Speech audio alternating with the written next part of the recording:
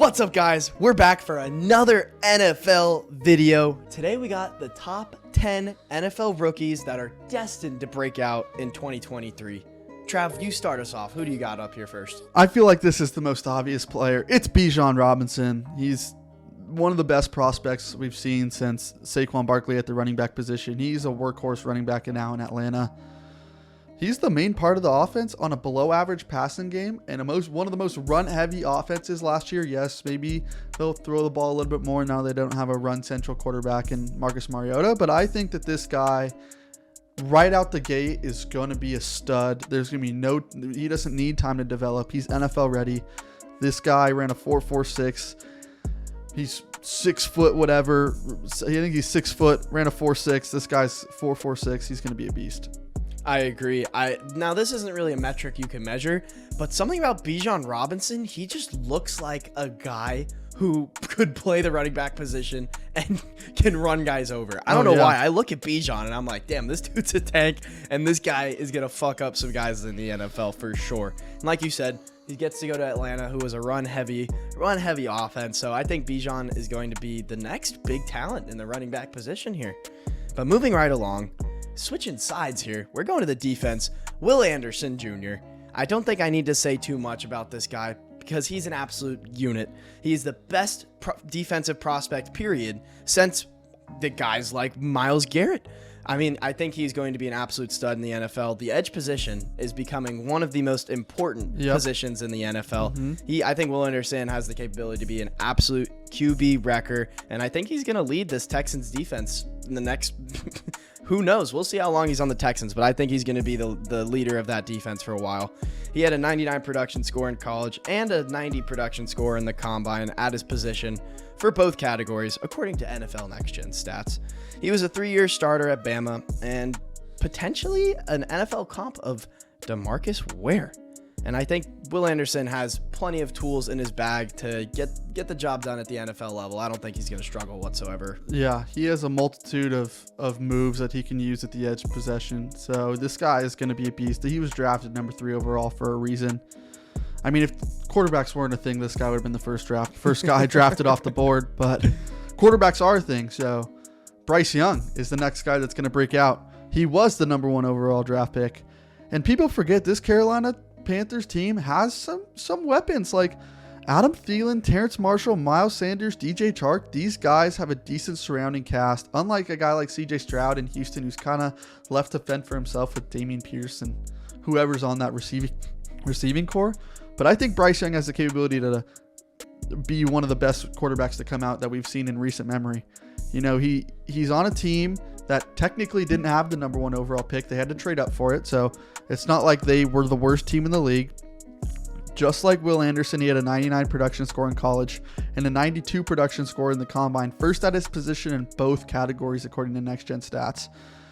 He's a pro-style quarterback, which I think that's why he's going to come in and he might play very well in his first season, because he wasn't a guy who was, that typical college-style quarterback we've seen.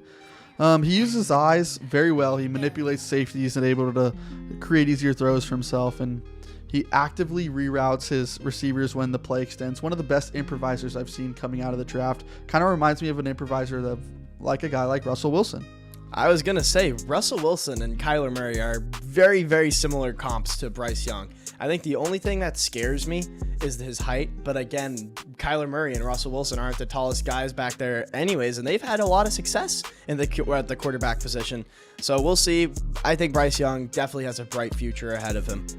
Next up, my personal favorite on this list, Jackson Smith-Njigba, the best receiver in the class. He did fall to pick 20 just due to the injury, but I think he would have been easily a top 10 guy in this previous draft. He has some of the best college tape you'll see. He surpassed 1,600 yards in 2022 with 9 touchdowns in an offense that also had Garrett Wilson and Chris Olave. He crushed them in the stats. He had, I think they both had around 1,100 yards, and Jackson Smith-Njigba had 1,600. He also had 347 yards and 3 TDs in one game, ladies and gentlemen, in the Rose Bowl versus Utah.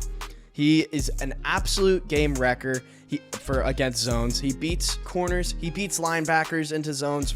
Doesn't matter. He's an absolute dog. Trav, what do you got to say about Jackson Smith-Njigba?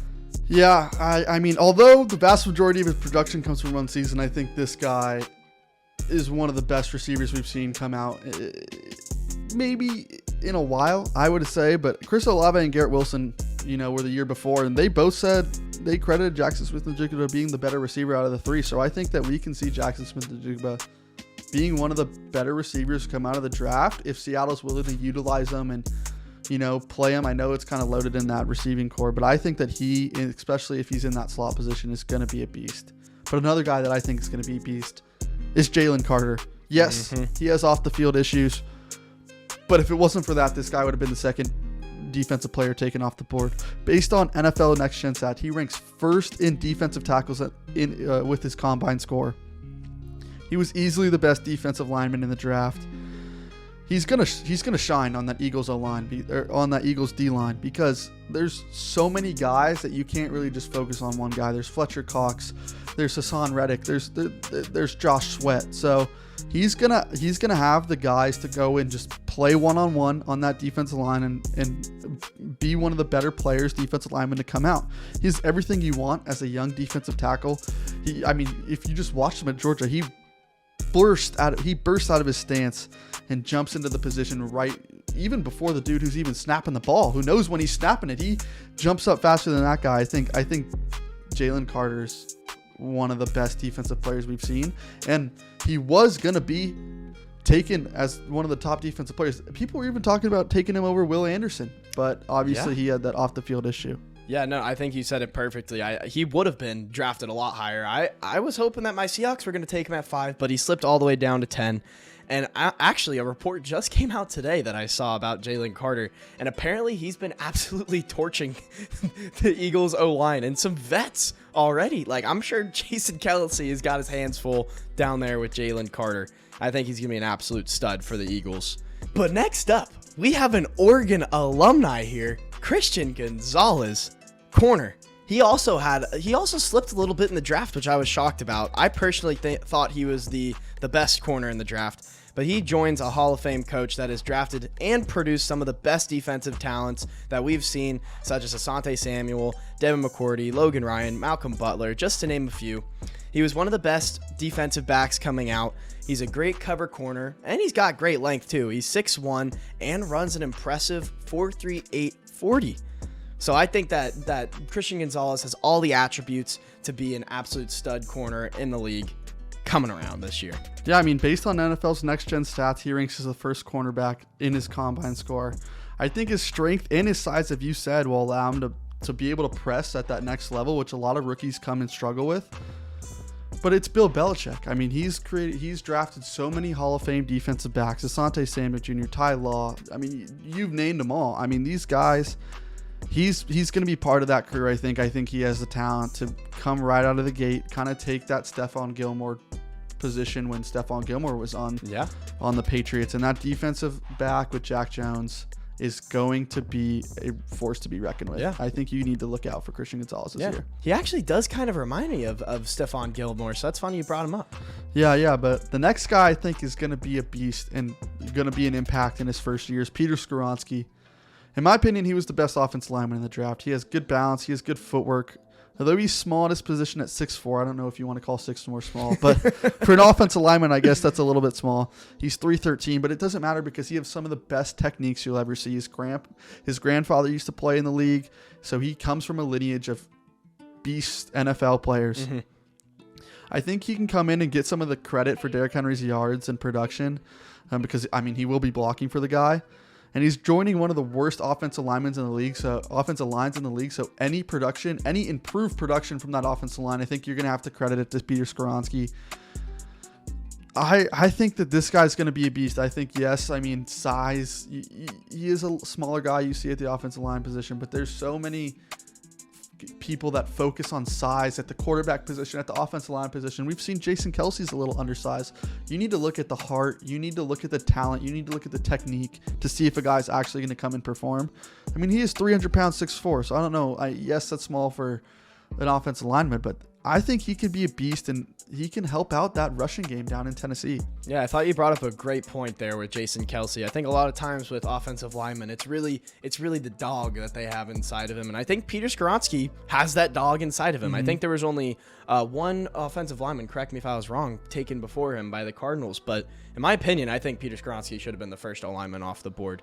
And I could see why you like him so much as well, because his grandfather's a Packers legend. He is. He is. Funny you mentioned that. But next up, we got a tight end. Got to switch up the positions a little bit here. Dalton Kincaid. He's easily the best tight end in this year's draft. He's going to be another weapon for Josh Allen. So say bye-bye to Dawson Knox, because I think Dalton Kincaid is going to be getting a lot more reps at the tight end position than Dawson Knox will be. I think Dalton Kincaid's already better than Dawson Knox. Although he did not participate in the combine, I think that the Bills got themselves a steal later in that first round.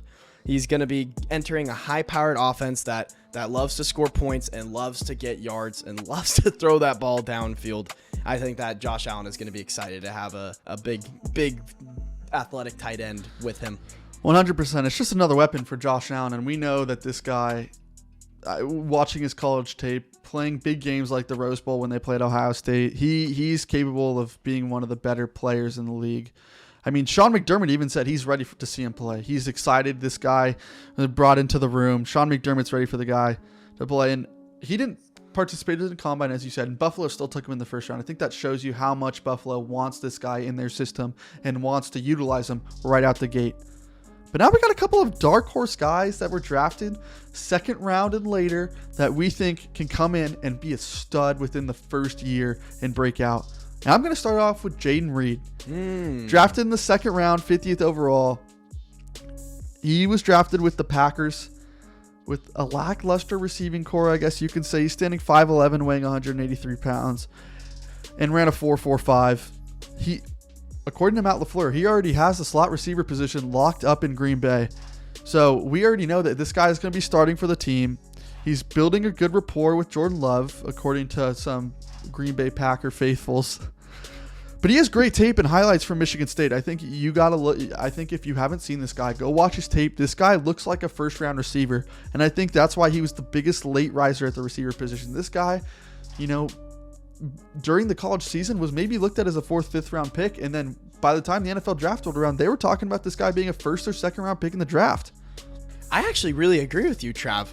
Although I didn't really know who Jaden Reed was before you guys selected him and you showed me some tape on him, I was very pleasantly surprised. He's a very fast guy, and not to mention, he played in the Big Ten. He played at Michigan State, so he was going up against really good talent week in and week out. And with 1,000+ yards and 10 TDs in that conference, I don't think you can be going wrong with him at the 50th overall pick in the second round. 100%.